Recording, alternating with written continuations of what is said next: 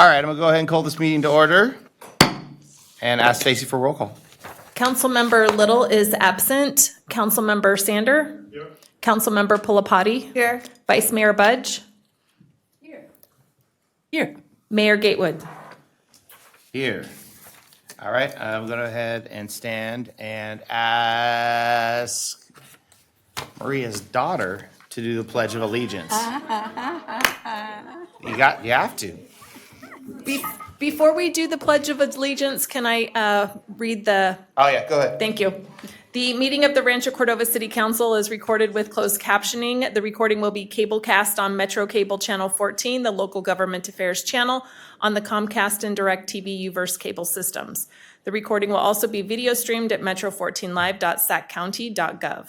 Today's meeting will replay on Thursday, August 6th at 9 a.m. and Friday, August 7th at 6 p.m. on Metro Cable Channel 14. Once posted, the recording of this meeting can be viewed on demand at youtube.com/MetroCable14 and on the city's website at www.cityofranchocordova.org. Ready? Please join me in the Pledge of Allegiance. Pledge allegiance to the flag of the United States of America and to the republic for which it stands, one nation, under God, indivisible, with liberty and justice for all. Can you guys stay standing for, we're going to have our invocation by Walter Little. Come on, Pastor. Could we take a moment and reflect on the last words of the Buddha to his disciples? Make of yourselves a light. Om Shanti. Peace. Thank you very much. Everyone, go ahead and sit down. Now let's have presentations by the Shining a Light on the Service, Spring Day Service Highlights for Rancho Cordova, May 16, 2026. And we can go ahead.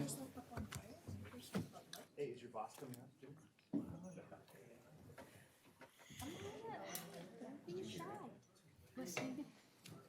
Oh no, they're all coming up.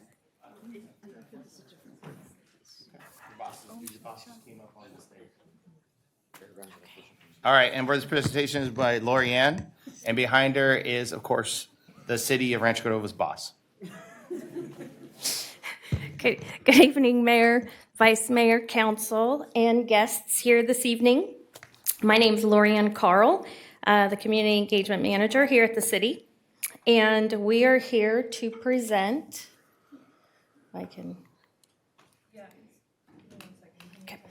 We're here to celebrate and present to you the wonderful outcomes of our third annual Spring Service Day. We are extremely proud that we accomplished 3 years, knowing you're all going to want a fourth. But this year, we really did focus on our goals, making sure, am I good, Persephone? Okay. I'm improvising, I'm good. I have my presentation. So our goals were to connect community volunteers to existing and new services, which I think we did. Highlight local nonprofits, continuing to promote ongoing volunteerism, which is something that we have heard was a need, and then strengthening the sense of community and civic pride, really bringing volunteerism back, which has always been at the heart of the city of Rancho Cordova. We had 450 volunteers this year, which exceeded the first 2 years. We had 23 projects, which were also an increase from years prior, giving us 1,887 volunteer hours on that day. I want to take a second to thank these amazing people behind me, and they will also have an opportunity to share some of their experiences. But our Spring Service Day Advisory Committee, we have Terrence McNamara, Carrie Johnson, Rebecca Thomas, Sandy Runner, Jennifer Larrett, Shelley Blanchard, Chase Michelotti, and I may not be pronouncing that correctly, so I apologize, and Madeline Sanderson. I also want to take a moment to thank Matt Bulin on my team and Danielle Hale, who really worked hard on those two, the leading up to it and the day. And of course, we couldn't do it without our sponsors, and our two title sponsors were Atlas Disposal and the Raz Group. I'm extremely proud of that day. I cannot tell you the accomplishments that we had with all of the projects.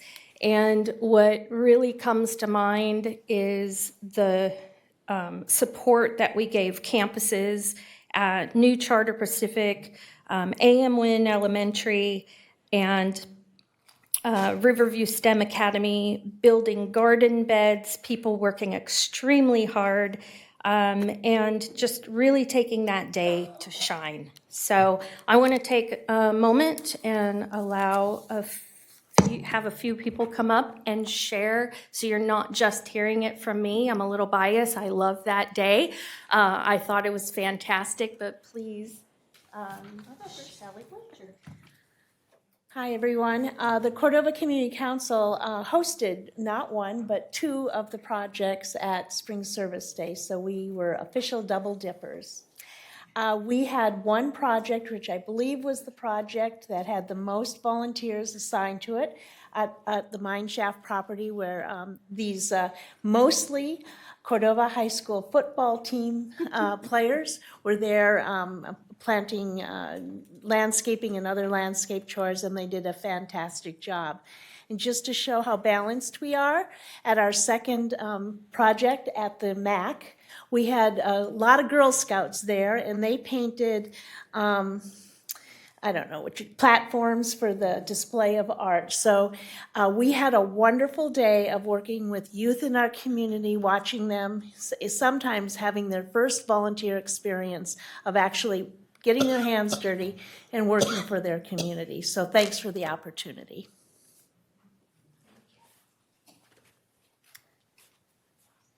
Yeah, I was out at the Mine Chef with the football players, and if you want to watch Comedy Hour, you can watch the football players with a jackhammer trying to take out concrete. But it was a great experience for them, and they learned so much. And it was really interesting because at the Mine Chef, one of the parents of the football players was telling us that his grandfather was one of the original builders at the mine shaft and had built the little houses and things like that. And so he was giving some of the kids like a history lesson. And so it was just kind of this really cool full circle moment of, you know, what this building had used, what the purpose of it had been previously, and this connectivity between now one of our athletes at Cordova High who didn't really realize that his grandfather had this like part in our Rancho Cordova history.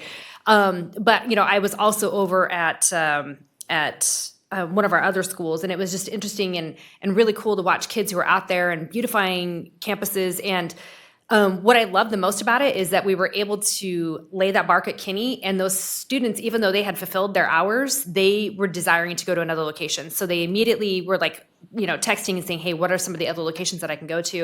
And instead of just wrapping for the day, they went to the next location, which was the food locker, and they were able to go there and help with some of the beautification over there and planting the plants and things like that. So just on behalf of the Folsom Cordova Unified, we just want to say thank you for the partnership that we had at our schools. We definitely had more participation at our sites, but also just the opportunity for our students to be able to engage in a meaningful way to connect with their fellow community members and to really seed in to understand what it means to be part of a community. And that really often is through community service. And so we just really appreciate that opportunity to be a part of that as well. So for me and for Atlas Disposal, we couldn't be more pleased to be part of this event every year. We have our headquarters in Rancho Cordova. I don't know if you knew that. So in addition to, you know, having the residential contract, all of our employees work here on a daily basis, and they care deeply about Rancho Cordova. And this was a really cool experience for them to be able to participate in this. I also dragged my 12-year-old daughter with me to kind of show her what was going on. And it sparked a bunch of questions. And perhaps one day she'll be one of the football players or something that's helping out. But we had a whole conversation around service and why it's important and why we do those things. And it was a really good conversation starter. We also spent a few minutes over at the new food hub. She had worked previously at the Food Locker, and so to see that transformation was a really cool kind of bookend to the whole thing. But we really love being a part of this, and it's a good benefit for our employees to be able to give back like that. So we appreciate the opportunity.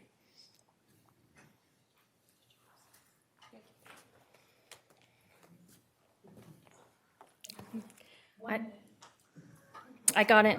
I can improvise.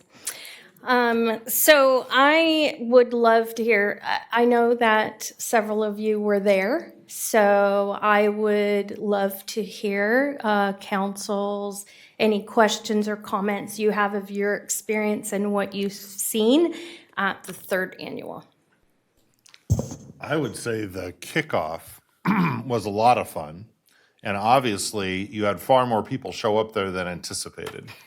Because I think you ran out of T-shirts, which normally that would not be a thing that would happen. And I know we ran out of food as well. That would also not normally happen at a Rancho Cordova event. So did you have unexpectedly large day of turnout of volunteers? Yeah, I think what happens is you have somebody who might sign up and then they end up coming and bringing their whole families that maybe weren't anticipated. It's also word of mouth. I think there's a lot of media and social, pushes that we lead up to that day. And I think there's this fear of signing up in advance because I'm committing to something, but then I'm going to wake up and I don't want to miss out, and I come to the event. And we're fine with that. I think I do owe you a cup of coffee, Councilmember Sander, because I know you didn't get your coffee that day, but I think it's a good problem to have when we run out of things sometimes, because it does show us we need to really prepare, because the year before we only had 350 volunteers. This year we had 450 signed up. That isn't the numbers that we saw in the morning at the kickoff. So I think that says something to our city that people want to really come. Super. Okay, so I can say that one of the lesser-known projects was painting fire hydrants. And if you see red, white, and blue fire hydrants sprouting around Rancho Cordova, that was a project that was started by one of the ladies who is a 1976 graduate of Cordova High and got together with the class of 2026. And then all these volunteers, because when you're out painting fire hydrants, people show up and they say, "Oh, I'd like to participate." And so she puts them together with a kit. I just ran into one of our artists on Saturday who would like to do the same thing for the fire hydrant in her front yard. Why not? The feedback that we received from all of the participants from that particular project all had an incredible experience. And what I've been receiving is a lot of comments of, "Hey, I went down Coloma or I went down Chase and I saw a painted fire hydrant. How do we get a painted fire hydrant?" So she's a lot busier than she thought she was going to be, because now everybody wants one. Okay. We ready? We can waste more time if you want. No, I I would love to hear, Mayor, if you have any comments. Well, I mean, it was an amazing event. I got to go to a couple, but my favorite was going to, of course, the mine shaft, and then seeing one of our volunteers with a broken ankle still try to go around and do the volunteering. That's how much if you know him, Lee loves the city. Like, he literally had his ankle separated and was like, it's fine, I took some aspirin, I'm just gonna knock this out real quick. I'm already gonna knock out fixing the entire, I was like, go home. He's like, no. He's like, then who's gonna do this? I was like, anybody else, anybody, Lee, please. You're gonna die out here at the mine shaft. And we all know that Lee's gonna die like he should in the fireworks booth, so. But yeah, it was amazing. I love seeing all my citizens. There's 3 or 4 events that really show how much we care about our community, and that's one of my favorites. That and the Walmart thing we do for Christmas. So now let's hit it. Okay. This is loud.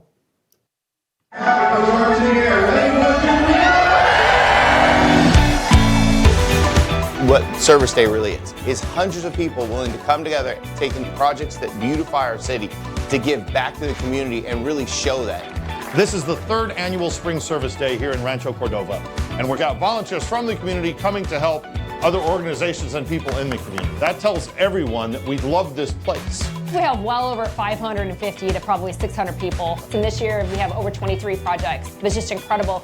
So Atlas Disposal is headquartered in Rancho Cordova, so it's our city. It's really improving the community, it's making it a better place to live, and we love being part of that. This is really where we're able to, take a dream and build it and grow the spirit of people coming together and wanting to do good in the community that they work and live.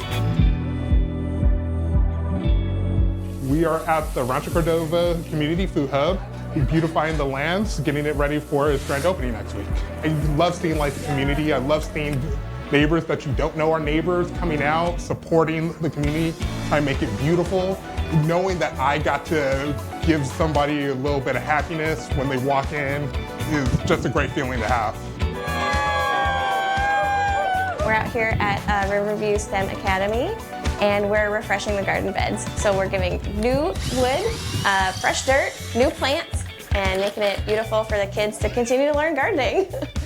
It makes me feel part of this city. Like, it makes it feel like a home, giving back and getting to meet people who I probably wouldn't meet otherwise.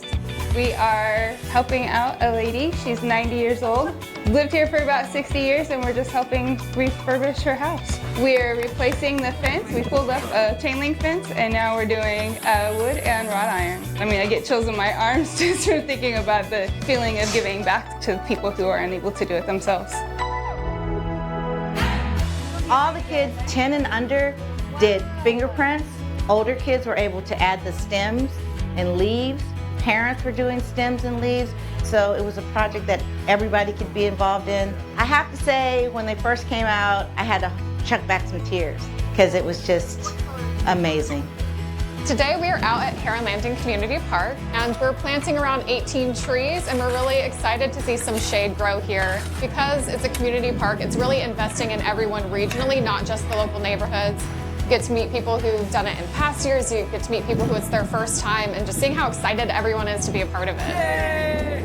I'm a parent volunteer and one of the garden leads for AM Win. Today we're creating a new program for our special day class so they can have a nice outdoor classroom, and we're just creating more accessibility so more kiddos can get out and enjoy the gardens. Pretty much did a couple years worth of work in one day today because we had so many volunteers.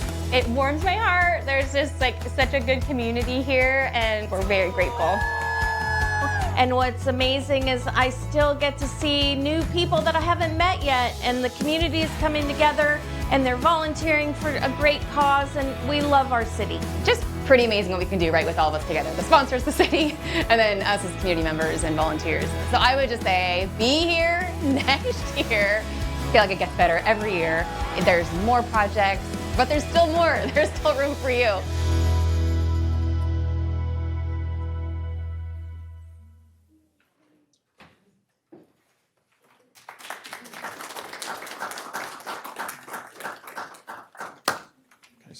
You want to say something about your wife? No. You know, we're all I watching would you. always, but kind of what you don't see in some of these videos is the kind of staff team that is a part of putting these together. And so I think whether it's, Lorianne or her team, or actually on the day of volunteering, I mean, there are probably 30 to 40% of our city team is out on these teams and doing work. And so I think that's something you don't see, that just want to highlight the work that goes into this, really share appreciation for the team that put all this together. And they did try hard not to give me paint this year, which I did try to put my handprint on the wall, but apparently that was for 10 and under. And so I did not cause any paint spills, but apparently I can move wheelbarrows in dirt. So that's what I'm capable of. So really appreciate the team and all the partners that put this together. It really is a great day. And really appreciate my wife who supports that as well. Thank you, Garrett. There you got your kudos. All right. Thank you, guys. Moving on. So let's get Brenda Roach up here, and you can talk about all the people we've tricked into staying with us for over a decade.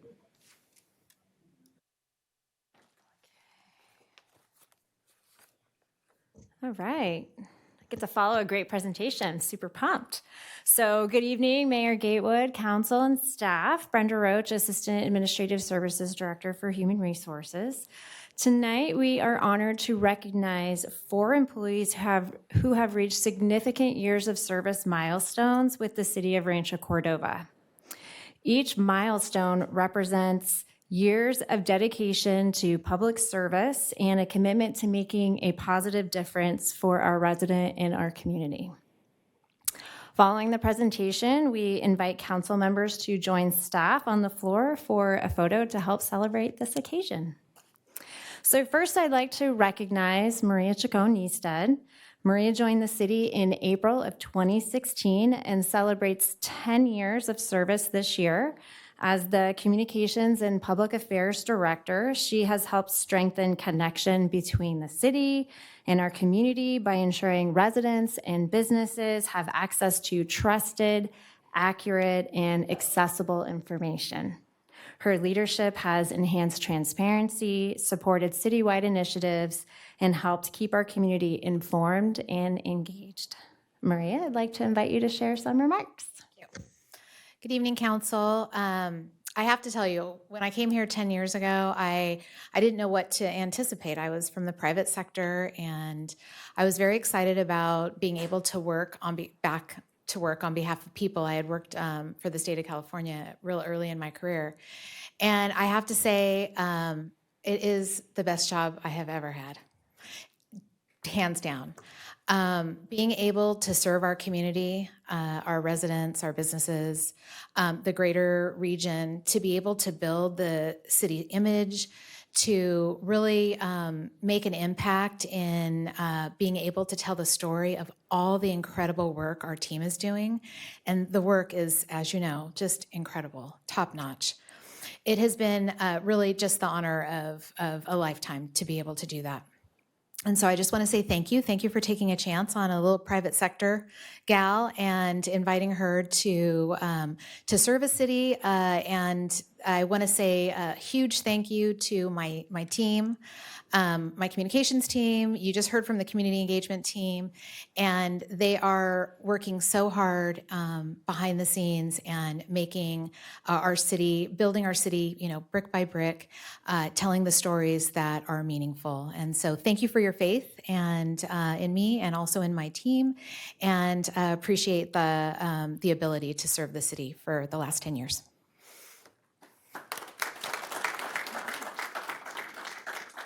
She didn't get her award. I'm gonna do it when we come. When we come back for the pictures? Yeah. All right, before you go on, Yeah. Maria, I've been here a decade, and you came in with me. And so I've always appreciated someone that can be like, please don't say that out loud. And honestly, you really took, and this is just from someone on the outside that actually had a company that basically did this type of communication. You truly took us from a different level. The way you communicate, the way you engage us, the way you keep us council engaged on what's going on with police and fire is truly amazing. And I appreciate everything you've done for our city. Thank you. Thank you. All right. Very much. Appreciate That's that. it. Okay. Next, I'd like to recognize Kim Duran. Kim joined the city in June of 2016 and now celebrates 10 years of service. As the Assistant City Manager, she has helped strengthen the city's organization by providing strategic leadership, fostering collaboration across departments, and advancing initiatives that enhance city services, supports employees, and improves the quality of life for Rancho Cordova community. Thank you, Brenda, and thank you, Council. I have a few comments I had prepared just because I'm not very good at thinking on my feet. So I was thinking back 10 years ago when I started here, and I remember my first day, there was a council meeting that evening, and Cyrus said, "Oh, by the way, you're going to go and introduce yourself at the council meeting tonight." And I thought, oh, really? That's strange. And, I'd worked in a couple of other cities, and that's not common practice.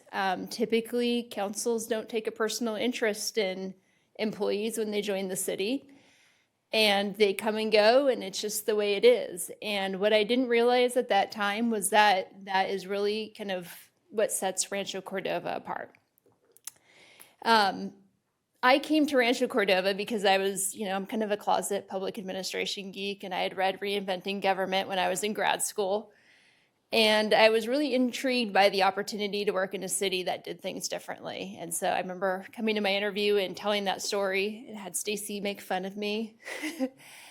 She told me I drank the Kool-Aid. So I said, yeah, I guess I did. But what I've come to appreciate over the last 10 years is that the Rancho Way is really more than a philosophy. It's really just about how staff, council, and the community all come together with the genuine intent and interest of making this community a better place to live. So with that, I want to say thank you for keeping me around for the past 10 years, and I'm looking forward to the next chapter.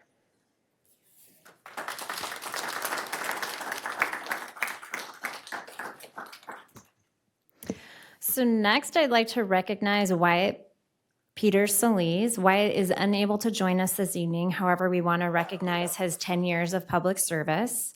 As the Building Permit Services Supervisor, Wyatt has helped support the city's building and inspection efforts through efficient, customer-focused permit processing and responsive service for residents, contractors, and developers. So thank you, Wyatt.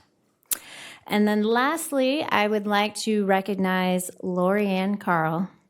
Lorianne began serving the city in April of 2006 and now celebrates a remarkable 20 years of service. I'm not that old.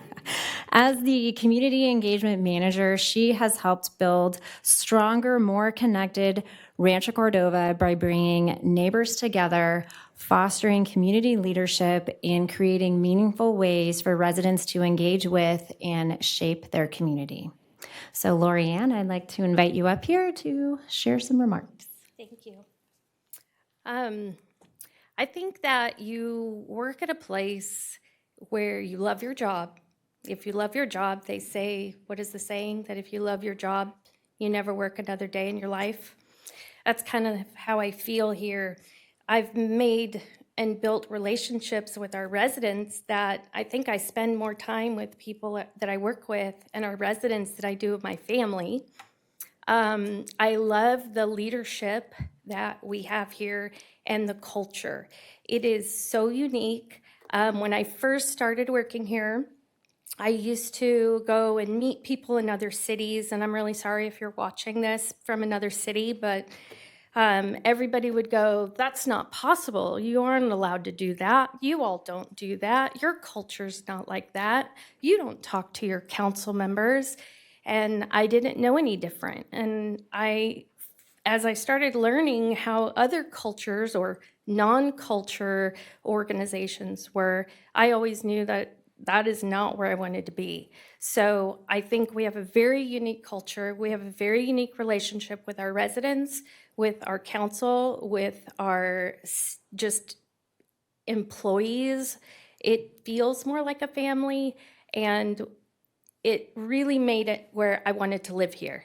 When I first started working here, I'm not gonna lie, I did not want to live here, but I have lived here now for a long time, and it is, our home. So I appreciate And I think Stacy said this when they were giving her her 20 years. I'm not leaving anytime soon. So thank you.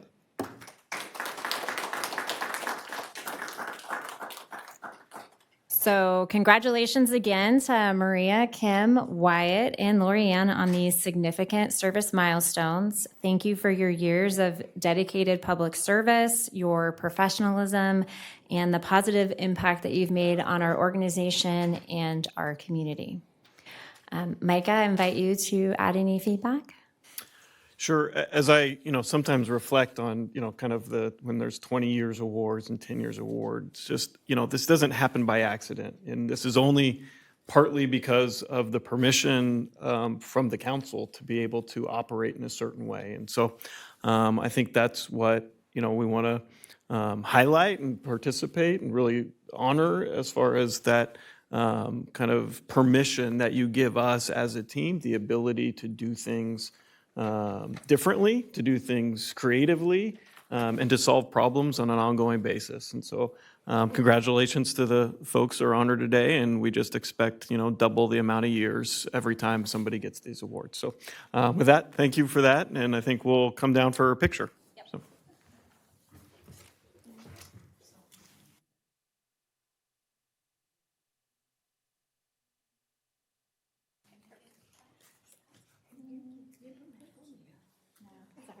It's too long.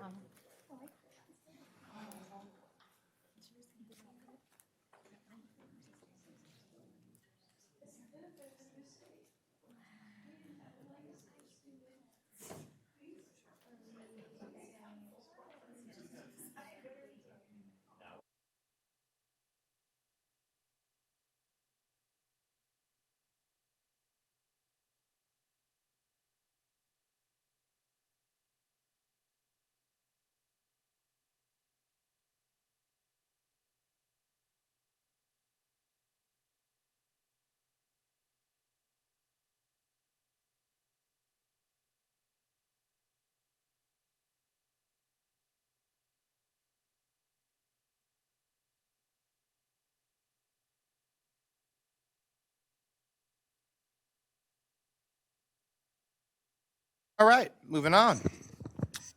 Public comment.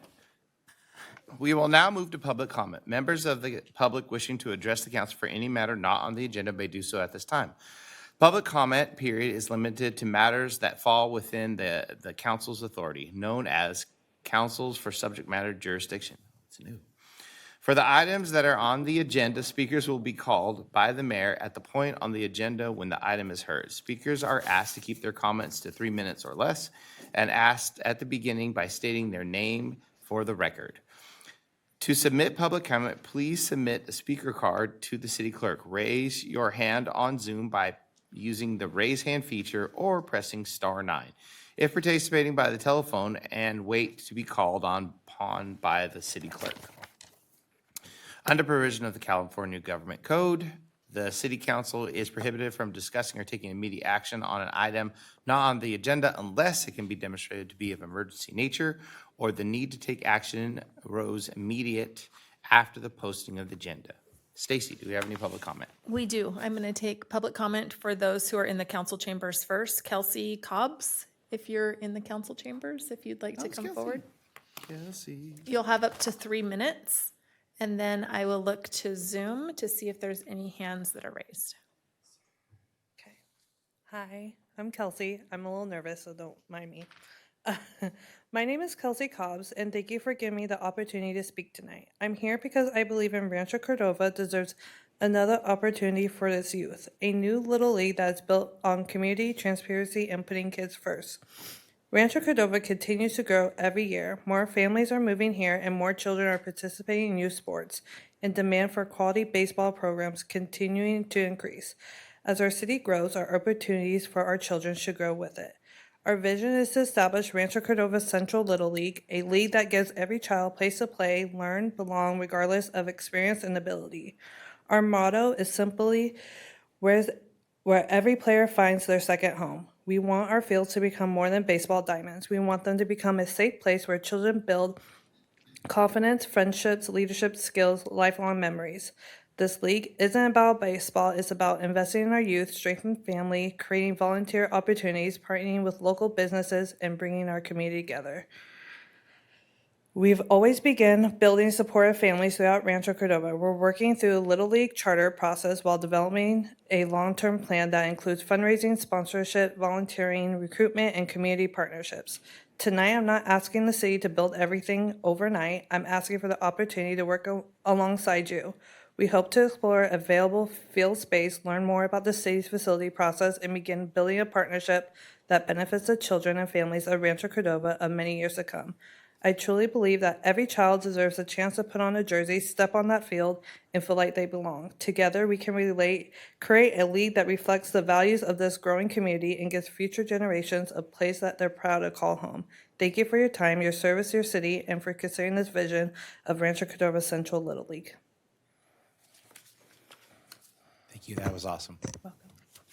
And good job on this. Next. Okay, I don't have any,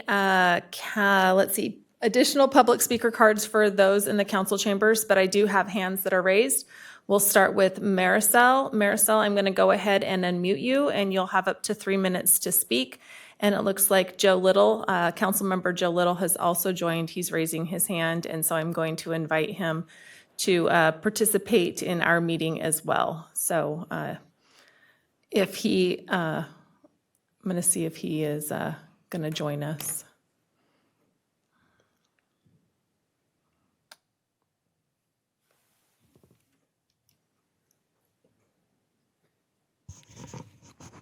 Don't we have to have a request for a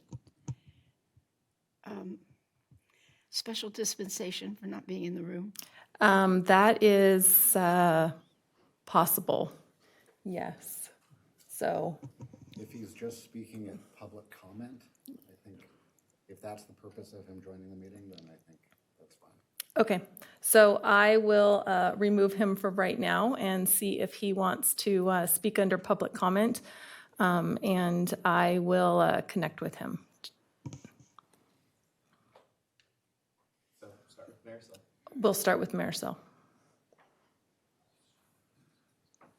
Is she up? She is, yes, just a moment. Marisol, are you there? Yes, can you hear us? There he is. All right, go ahead. Is it? Yes, hi. So it's my wife, Marisol, and my name is Jermaine, and we are new to the area. Well, we've been here, we moved here about in September, and we are over in the ranch community near Anatolia. And so that's my comment first. And my question is, when will we see some fine dining restaurants and shopping experiences near Anatolia and the ranch community, similar to the village built recently in Elk Grove that now includes restaurants like Yard House, Whole Foods, etc.? It's not just a shopping center that we're looking for. It's an experience we're looking for, not just fast food and quick transactional businesses and small strip malls of dry cleaning and UPS stores that we're looking for. So that's my question. And I just want to follow it up with, we moved here from Elk Grove. And, since we've been here, we love the new neighborhoods that we live in. But it seems like we're having to go outside of Rancho Cordova to go spend our money to be able to have those experiences at the El Dorado Hills Town Center or at the Elk Grove, the Village, or even Folsom Town Center. And so we'd like to see some of those things around here. We want to know what's being planned for that kind of experience for Rancho Cordova residents. Thank you. Thank you.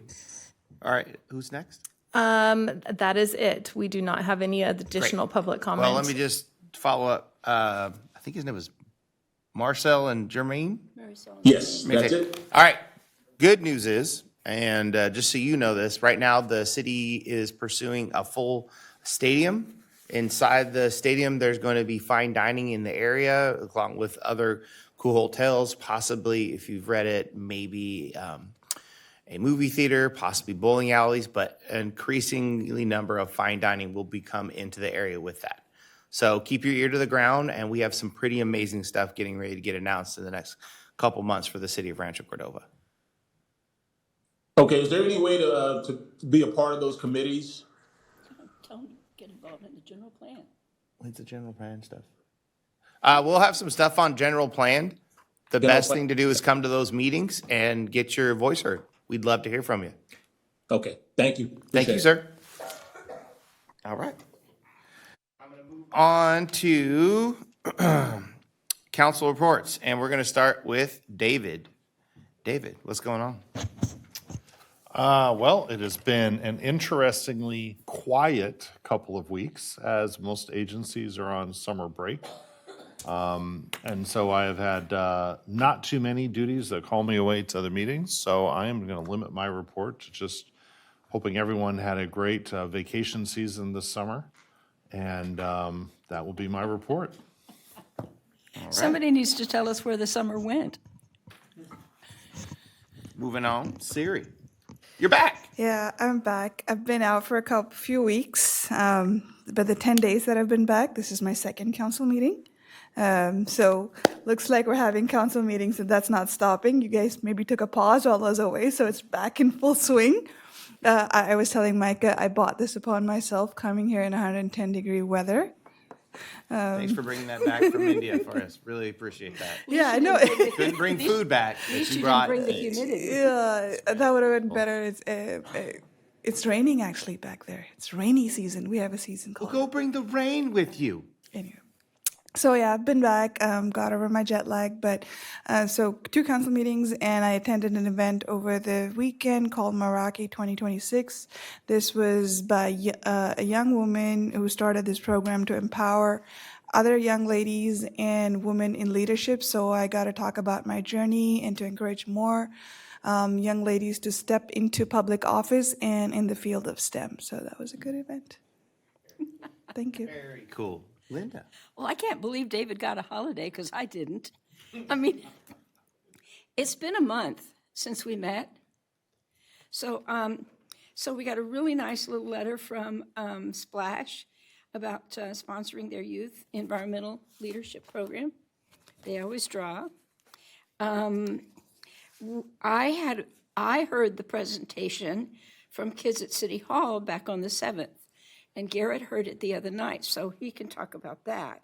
But the cool thing about kids at City Hall is they always do these presentations, and they talk about what they think, what kinds of principles or projects they think the city should be involved in. And it ranged in everything from quality, no hierarchy, total equality, no discrimination, no smoking, the right to vote, no homeless, free speech, and unicorns will evaluate the purity of heart. Take that as you will. No. Our SBTC JPA, the Sacramento Placerville Transportation Corridor, met this morning, and it was a really fascinating meeting as they talk about how to plan for the jurisdictions, but to include projects that the jurisdictions may want to include that might not necessarily be already on their radar. We did have a Growing Strong Neighborhoods meeting. We had a couple of them, and there will be some information about changes to potential city codes coming out of that. Regional Transit met. They are continuing to work on establishing the low floor stations. They're working now on the blue line. All of our stations on the gold line have been done, and they are hiring. They're buying more of the low floor cars, even as we speak. There's a lot going on at Regional Transit. It's been extremely, they're getting ready to open 2 new stations. And tell your kids, this is the perfect time. Kids still ride free on Regional Transit to get everywhere, not just to get to school. The library met.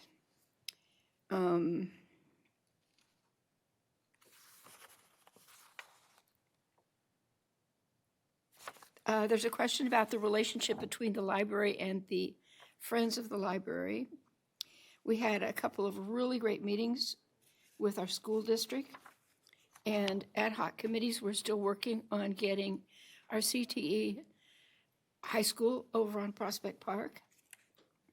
And we had a great meeting with Metro Fire collaboration meeting, and talked about how how Station 61 on Folsom Boulevard could be rebuilt, and it would move a little bit to the west, kind of towards the shopping center that the person that Garrett knows is trying to remodel.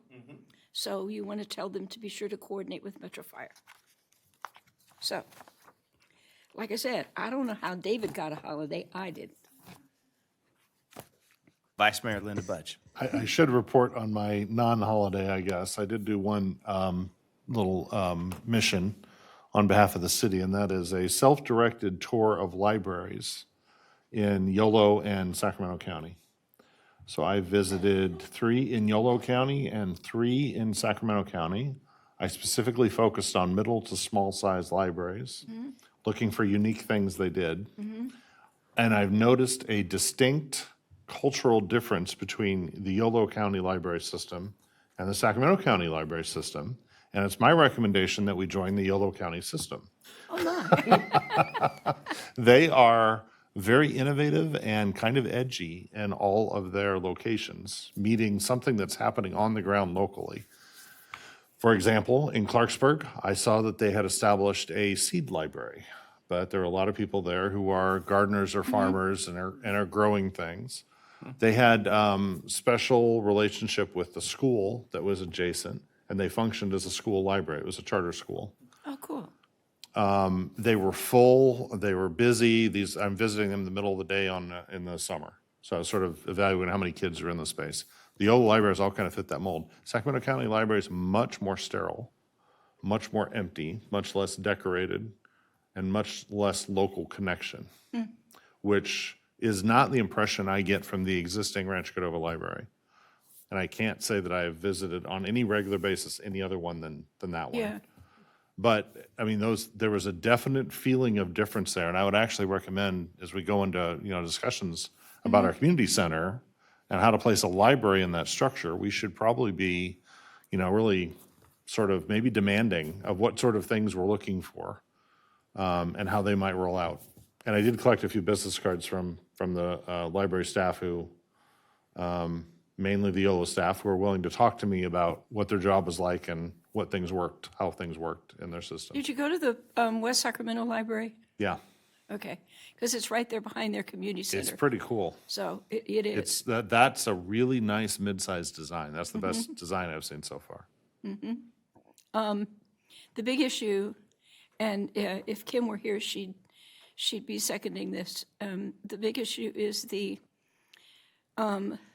split between the old City of Sacramento library system and the county's library system, and the fact that one of them is dramatically underfunded. Oh, interesting. And that's going to be an issue that is not going to go away, and it will need to be addressed, because it will impact what we're able to do here in Rancho Cordova. Good, thank you. All right, moving on to me. I had lots of stuff. All right, met with the California Black Chamber of Commerce. They are very interested with all the stuff that we're doing on jobs and job placement and technology, and they want to know how they can get involved to help people get jobs. I got to see the animal barn. It was cool. It's kind of unique that it was funny because Sean came to me. He's like, hey, I really want a good long speech, even though you were told to do a small speech. And so I went to Maria and I was like, he wants a really in-depth speech because he wants to talk about from where this came from. And it's funny because if you actually do the research, it's Liesldorf, the Indians to Liesldorf to the community, and just how far back that farm area was, what it used to really do because it was on the river or the creek bed, and then how it became part of Rancho Cordova, and then it was like a note on a piece of paper like, hey, can I have access to this land to farm on it, just to show people how to do fruit. And then they moved from that over to this piece, and now it's just this amazing facility where you can really learn about growing things. I come from a farming background because my family owned John Deere tractors, so it's interesting to listen to people like glorify farming. It's hot, it's awful, but I appreciate anyone that's willing to do that and teach our kids. I find it fascinating that we're going to take our kids there and actually have them grow stuff and kind of learn where it is. And it's funny of them talking about how now they're really excited about having animals in there so they can take fecal matter and spread it around to better turn the... It's called manure. Okay, you know what? I was just trying to be nice. To make compost? Regenerative farming. It's funny because they like use all these words that I grew up with, and I'm like, are you trying to say and you're going to turn it over? And they're like, yeah, but they said it fancier. And I'm like, oh, okay. You didn't all do it? So it's interesting. So now we're going to have goats and things. And I said, here's the biggest thing. We need a tribe of goats to clean up our areas that are fire risks. So we're counting on you to have about a 40 to 150 person tribe of goats that we can then take throughout Rancho Cordova and eat the grass down. Well, and that's my new idea. You have. But we can brand them with names. Yeah, And so he can have we little- contract out for that service. I think Garrett is recommending we have our own branded. We could name the goats sheep. after like the employees. So Rancho And Cordova then- goats? Yeah, and the fire ones could have fire caps. The RC police one goat? could have like policeman hats. And this is what we do with unmowed lawns? Yeah. So if the managers are upset with their employees, they can go shout at the goat? Yeah, They if will you have also- a problem, the goat will listen to you. They will also leave fertilizer behind. Yeah, council could be on there. I could have a cool looking goat. I like Well, this idea. fertilize as they go. They too. fertilize to do it. As long as we don't paint them red and black. In Scotland, they paint their sheep. They paint the goats? No, they do. Instead of branding something, they paint the sheep. Oh, fun thing. They started talking about people were getting in line to read to the sheep because of that movie at the thing. And I was like, that's fabulous. But the sheep, there's no goat. You know what? Moving on. Congratulations to Walk Your Place. They're a new technology. Siri has a new industry for us. Goat yoga. See what you did?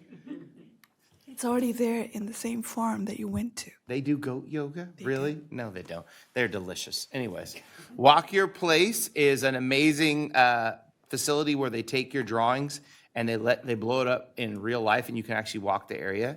Congratulations to my young ones from City Hall. That was awesome to see people wanting to learn about how government gets done in the city and all the different groups we have. And I think it's cool. I think it's the 10 cohort that went through, which is just perfect.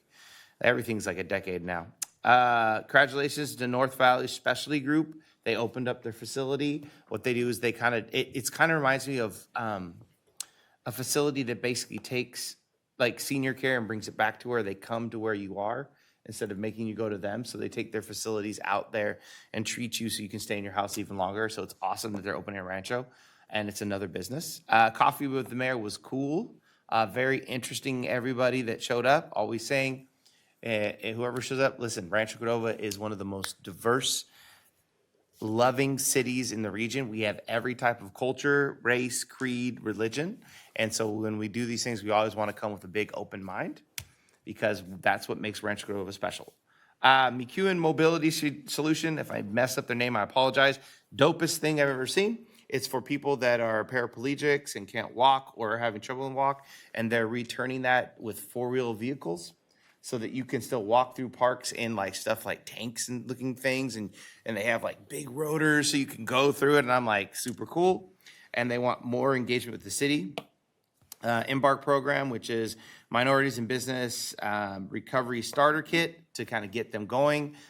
We invest a lot in trying to regenerate or grow our small business, because we know what small business do is is the lifeblood of any city. It's what gives 70% of most businesses, most employment for your city comes from small business. And then congratulations to us. We opened another grade school, and I went with Micah. It's called the Cypress Grove. Elementary, I've never seen more kids, like parents on parents at the event waiting to go inside. Like there's excitement, and then there's like so much need of a school that they're like, oh my God, this is the greatest thing ever. And they bum rushed over me to get into the school. And I was like, this is nuts. So awesome. Lots of great stuff going on in Rancho Cordova. And it's just amazing. Micah. Thank you, Mayor. Just a couple things to highlight that weren't already mentioned. One is just want to thank the team that put together Kids Day for our team, for our staff at City Hall. So that's Lori Ann and team as well. So it's a good thing Lori Ann is here tonight to talk about all the great things she's doing. But really what I want to highlight is actually a note that I got from one of the spouses from one of our team members for that event of having some of our team members' kids come for the day and see where their parents work. And so it's the 19th annual Kids Day. So this has been doing this for 19 years. But heartfelt gratitude to the entire organizing committee, volunteers, staff members, and everyone who contributed behind the scenes. Their dedication, enthusiasm, and hard work were clearly reflected in the success of the event. We truly appreciate the city's continued commitment to supporting employees and their families as we look forward to participating again in the future years. So just a great Kids Day with over 50 kids here with representing our team. And so something that if you wanted to miss that day, and it was loud, and I think I had them scream at one point as loud as they can to see how if we could reverberate through the city hall. But I think that's something that we want to continue to celebrate and have a good time doing. So All my kids went through it. Yep. And I got to see the Mad Magician. Yeah, you came in for the magician too. Yeah, apparently there's some critters and some different things involved that I'm appreciative that Councilmember Pulapati was not here for some of those critters. David doesn't like science. Listen. So the other just kind of team-oriented thing is we have almost completed the Little City Hall over at Safetyville. And so I think look forward to an opening soon. And so the team was out there at various times with their hard hats and hammers and putting together a little city hall. And so we look forward to the, I guess, grand opening we'll have or some sort of thing we'll, once we get the letters for City Hall that are attached to the building. But really something exciting to celebrate the little City Hall. And then tomorrow night is National Night Out. So just for everybody's calendars as we go to the community with our team and our public safety friends to just hang out in the community and eat some good food and celebrate what's going on in Rancho Cordova. So with that, I'm done. Thank you, Mayor. Thank you. All right, we're going to go ahead and move on to consent calendar items. Matters deemed routine and non-controversial by staff unless a member of the council wishes to pull an item for individual consideration. All items may be approved with one motion. Are there any items council wishes to pull from consent calendar? Seeing none, I'll ask the city clerk, is there any specific comment related to consent calendar? I do not have any speaker cards. I'm looking at Zoom, and there are no hands that are raised. Then I will move approval of consent calendar items 9.1 through 9.15. Second. Roll call, please. Councilmember Little is absent. Councilmember Sander. Aye. Councilmember Pulapati. Yes. Vice Mayor Budge. Yes. Mayor Gatewood. Yep. The motion passes. Excellent. Let's go on to consent public hearing items. Consent public hearing items consist of matters deemed routine and non-controversial by staff. Unless the member of council wishes to pull an item for individual consideration, all items will be approved by one motion. I'm gonna go ahead and open the public hearing very quietly. Thank you. And ask the city clerk, is there any public comment?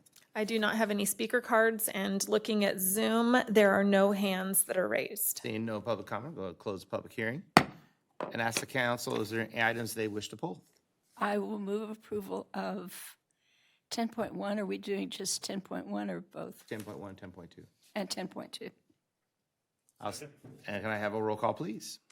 Councilmember Sander. Aye. Councilmember Little is absent. Councilmember Pulapati. Yes. Vice Mayor Budge. Yes. Mayor Gatewood. Yes. Motion passes. Excellent. There's no public hearing items tonight, so we're going to go to regular calendar items. And can I go ahead and ask Stacy for the subject? An update from 50 Corridor Transportation Management Association. Albert, hit it. Good evening, Mayor and council members. Albert Stricker with the Public Works Department. And Recently, City Council requested an update on the 50 Corridor TMA, and Cheryl joined the TMA several years ago and has been doing a spectacular job in augmenting programs, bringing new programs, and connecting with the community, and she's going to be giving us an update this evening. Excellent. Welcome, Cheryl. Thank you. Thanks for having me. Excellent. Do I have control over this? Yes. Okay, cool.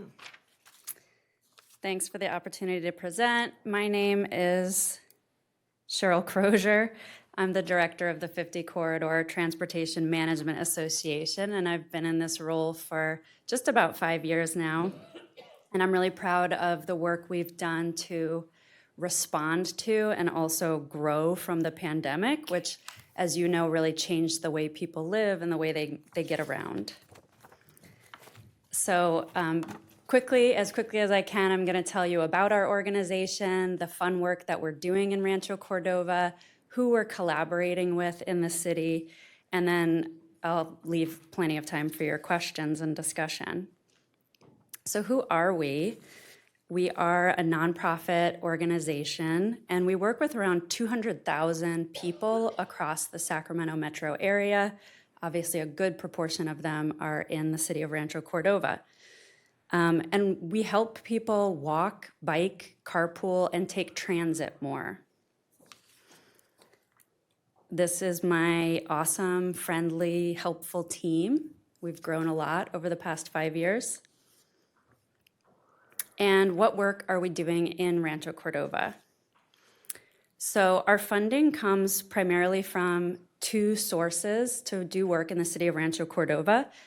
The third source of funding is that the city is actually a member of our organization, and so you and all of the city employees also have access to some of the benefits that we provide. That's not the focus of my presentation, but just know that a lot of what we do for residents is also available in a different form for staff. But the 2 main sources of funding are, the first one comes from your transit zones, which are shown here on the map.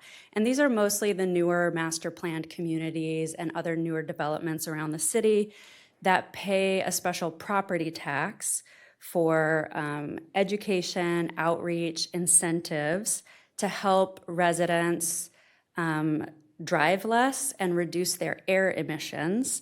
And this tax also pays for some transit service to these areas. And so that's the Cordovan service that many of you are familiar with.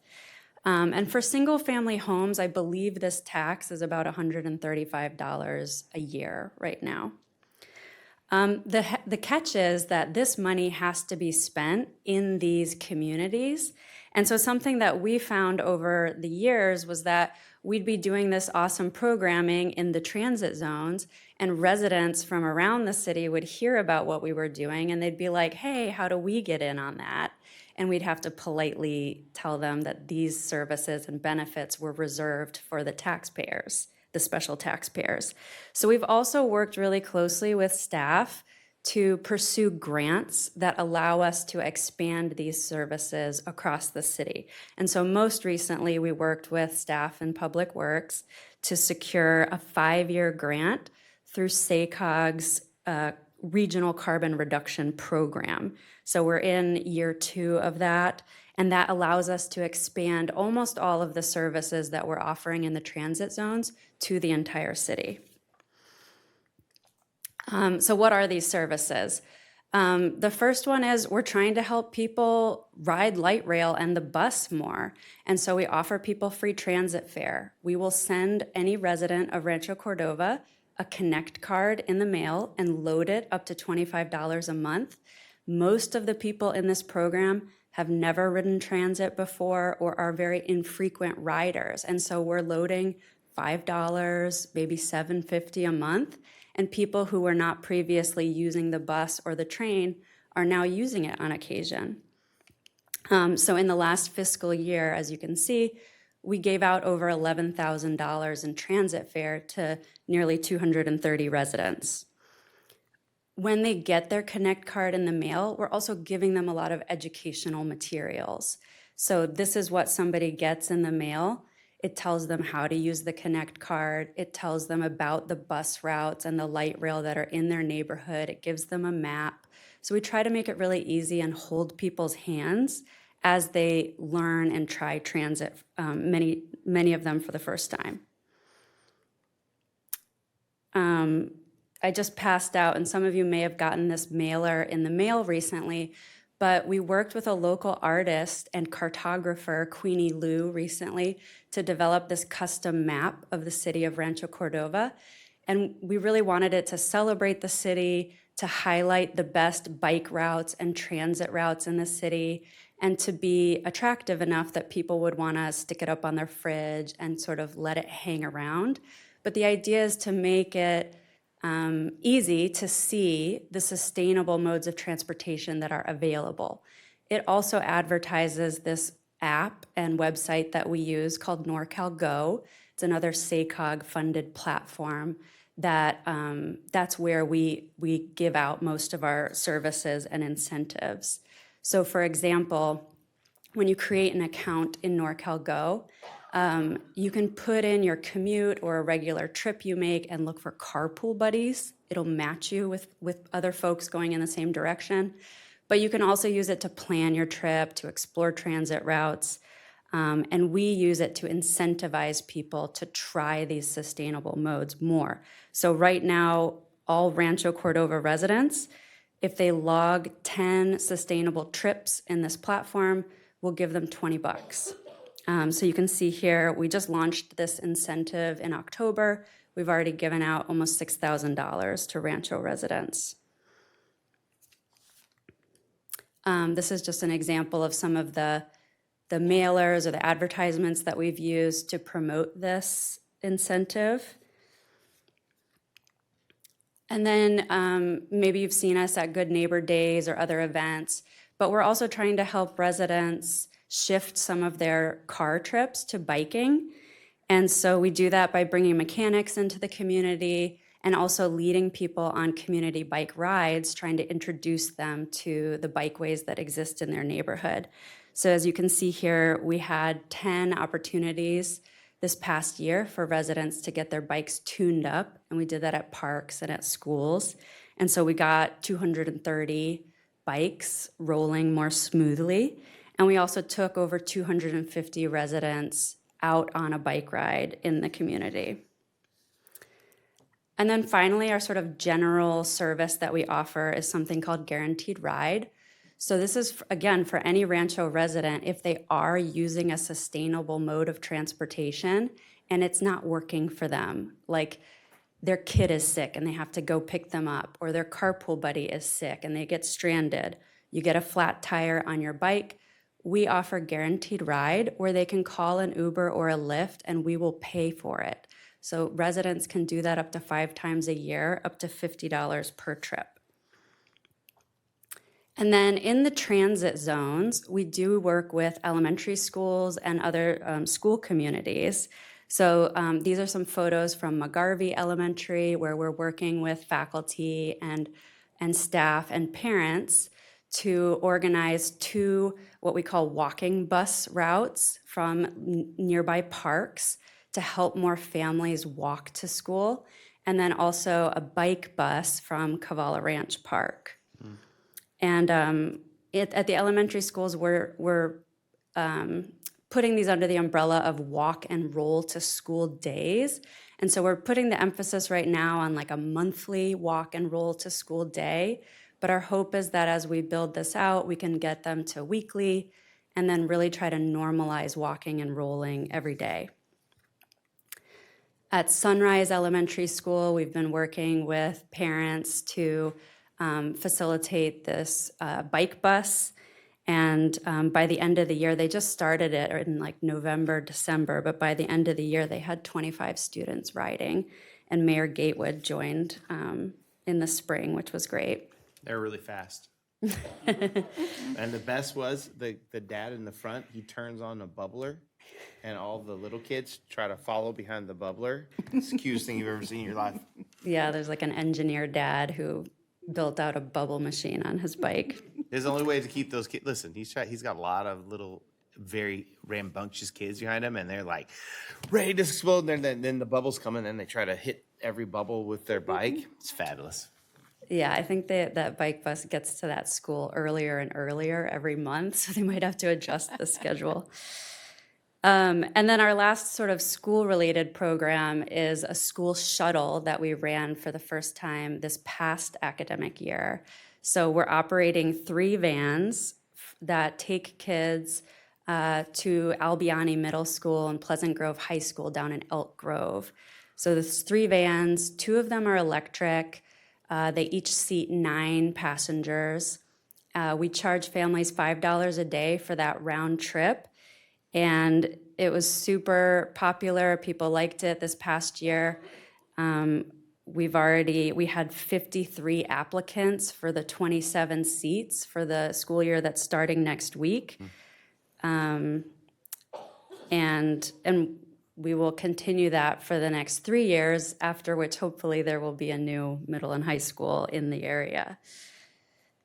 But importantly, we're not doing any of this alone. And so I just wanted to highlight some of the local businesses and organizations that we're collaborating with. It's been so fun to expand our work from the transit zones across the city, which has allowed us to partner with all these other organizations to really reach people where they are and in the communities that they're already engaged in.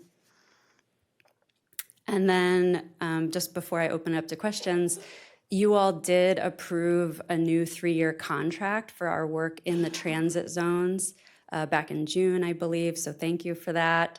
And we're excited to expand our work to the new Cypress Grove Elementary School and just keep doing what we're doing and reaching more residents. I'd also invite you all to come out to any of our events that we're having this fall. So we'll have a bunch more bike events. We'll be at Good Neighbor Days, and we'll keep you posted with what we're up to. But I'll finish there. All right. You guys have any questions? I have 2. Linda, hit it. Okay. First of all, you know that Connect Card is transitioning. Yes. It's not going to be called Connect Card anymore. I forget. I didn't find Transit Connect is the new app, and SAC-RT has told me that they are planning to continue with a physical card for people who might not use a smartphone. Yeah. And yeah, we're testing that now, and yeah. Right now, there's a lot of discussion about it because members of the Mobility Advisory Committee are concerned that they not lose access. And they may be better with something physical than something on a phone. Yeah, I think SAC-RT is hearing those complaints. We also raised that concern, so it sounds like they're going to have some sort of physical option. Yeah. So my other question is just kind of out of the blue. So across the street from me, and I'm basically at the corner of Disk and Prospect Park, the office building over there, every morning at 9:30, between 9 and 9:30, there are several vans that drive up and they let people off. And every afternoon at 3:30, they come back and pick up those people. So are you involved in that? I am not. I'm trying to think of what that might be. It's an obviously office. a carpool service of some sort, but I don't know where they come from. They all get off. They've all got backpacks. They all go in and go to work. It's apparently a call center of some sort. But economic development and I have talked about it, and we're still scratching our heads. Do you know what businesses are in that building? You said a call center? No, other than it's a call center. This is one of the buildings owned by Palmer West. Yeah. And the vehicles are all different. Some of them will say something on the side, but a lot of them are just plain vans. We're going to stake it out and solve this mystery at some point. So That's not creepy. That's not creepy at all. Hold Linda, on you a should second. go get on the bus some morning. Oh, no. Okay. And see what happens. Stacy, is there any, do we have any public comment? I do not have any speaker cards, and looking at Zoom, there are no hands that are raised. All right. I just want to congratulate you on this. It's very attractive and fun. Yeah. I think I'll try to post it to Facebook or something to share it. But Yeah, you guys, the artist who made that, she lives just across the river in Fair Oaks. But she does this for cities all over the country, so it was That's really cool. fun to The fact work that with you her. included alcohol is special to us. Yeah, that's nice. You've grown this organization a lot since the last time I sort of paid attention to what you guys were doing. Yeah. And it's been a while, like almost pandemic era probably. What has been the source of funding that has allowed you to grow to the size I saw? Yeah, well, we obviously do a lot of work in the city of Rancho, and I think for many years that transit zone money was not being spent. So I think we've built trust with public works staff, and so we've been slowly building our capacity to do more. And we also do work with the County of Sacramento, so a similar program, but in a community that's just north of Elk Grove. So similar story, it's another community that's growing, so that property tax base keeps growing. We also merged with the Sacramento Transportation Management Association. There we go. It legally went through last June, so it's been about 1 year. So that represents 200 employers, mostly downtown Sacramento, but some out here in Rancho and Folsom and throughout the county. It's only about 20% of our revenue at this point. The other community that came online is Folsom Plan Area. So Folsom Plan Area has the same property tax setup. It's structured a little bit differently than the way you do it here in Rancho, but same concept. So we provide these same services, and I think one of the ways that we're able to, invest in really beautiful things that attract people's attention is that we try to do a lot of the similar things across all of the communities, but we just, tailor it to Rancho Cordova or tailor it to Folsom. But on the back end, we're kind of doing that, and we're tracking where all the money is spent. But the marketing materials and a lot of our internal processes are kind of the same across all the communities. That's good. What would you say is your best measure of success? Because, it's been said, if you can't measure what you're doing, you don't know what you're doing. So it's always a challenge, in government to figure out exactly how do we measure what we do. Yes. So we're not selling widgets, but we are doing things, most of which should be measurable, although it may be hard to do so. But if I challenge you to that, like, what is the measure of your success? How do we know what we're getting for our dollar? I would say there's quantitative measures, and those are always tricky in this field because it's a lot of education and marketing. So we do have quantitative results, and then there's qualitative. So we had another grant through SACOG. It was in 2024. We did a big campaign, and I don't remember the numbers off the top of my head, but we had probably 500, 600 Rancho Cordova residents sign up for that campaign, and the effort was like encouraging people to try a new mode. And then when we did surveys of the people who participated, before they started the program and then after they went through the program, again, surveys they are what they are. They're kind of self-reporting. They have their limits.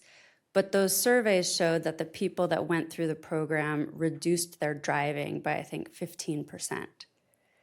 So that's one number that is like in my head that I find helpful.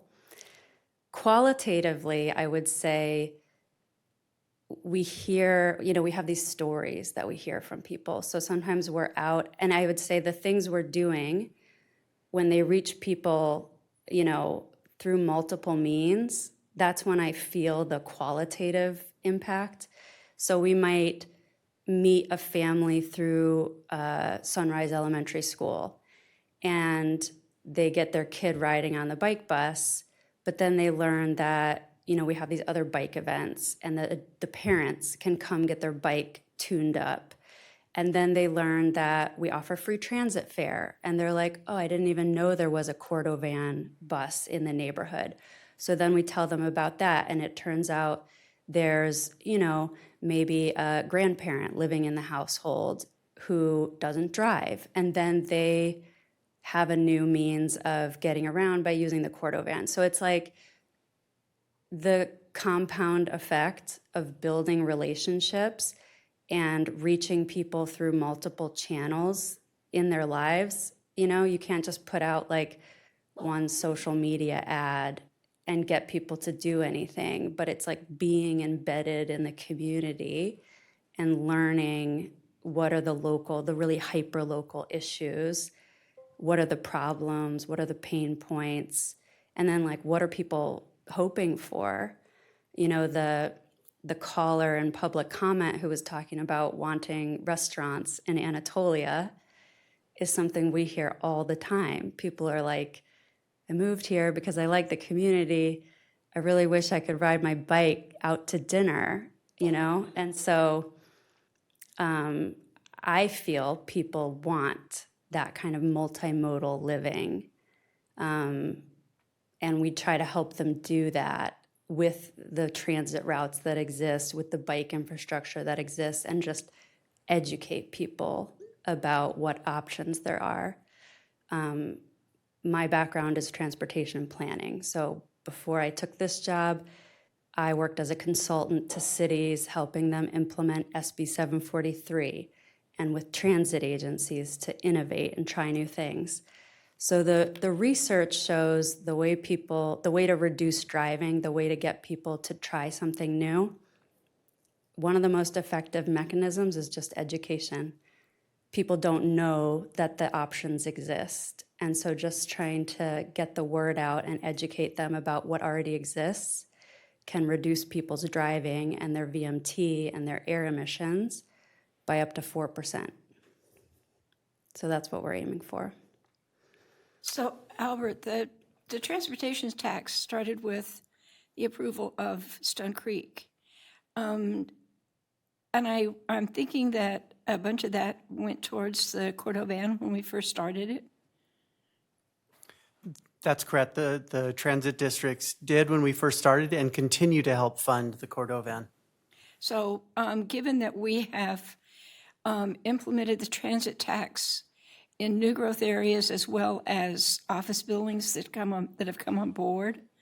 So it's probable that we're still using it for the expanded Cordovan routes.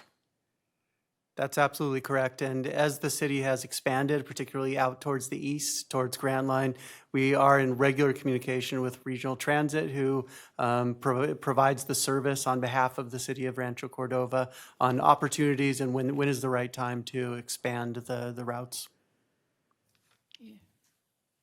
Cheryl, I'd really like to thank you for your efforts on sustainable travel. Councilmember Sander, I think one of this we have as a success story is, the kids in Anatolia area were having a really tough time to go to Elk Grove. It was more than our commute. And so we tried to do a backup. We tried to work with this Elk Grove school board. But I think Cheryl worked a lot with the parents and the school board to create this option for kids to go on this van with 27. I remember when we initially first started it, I think we'd gotten like 9 kids. But we said, let's still go ahead with the pilot program to see how it works. And I think it worked really well. So now we're having double the number of kids that want to participate in this. So, it's sometimes, like she said, trying to be hyper vigilant of what's needed in the community and try to come up with solutions. And so that's one of the things I really like is that they were willing to collaborate with the city on trying to come up with ideas and working with the parents and taking that ownership onto themselves to work on this. So, and this one was a success. So thank you. Yeah, thank you. Great job. Thank you very much. Thank you. All right. Moving on. We are moving to, I'm going to go ahead and close this meet. Oh, is there any future agenda items you want to talk about? Seeing none, I'm going to go ahead and adjourn this meeting. Future agenda item, I have one. Uh-oh, hold on. The National League of Cities has a civility pledge, which a lot of cities nationwide are signing up for this particular year. I think we've actually talked about it and not done it, so I'm going to ask for this on a future agenda item, as a future agenda item. Ooh, civility pledge. Civility I pledge, don't so even that know we what that are, is, but we I sound act like I'll listen. civilly. Yeah, we'll go ahead. We'll go listen to it. It's always good to be civil. I told you. We're going to go ahead and And- close. We're going to adjourn this meeting, and we're going to adjourn to closed session. And there's no public comment for the item that is on the I was closed going to session. read that. Thank you. Just let me finish reading. When I look up, then you correct me. Before we adjourn to closed session, are there any public comments related to this closed session 16.7? There is Then I not. look up, and then you're like, Garrett, you missed it. Recording stopped.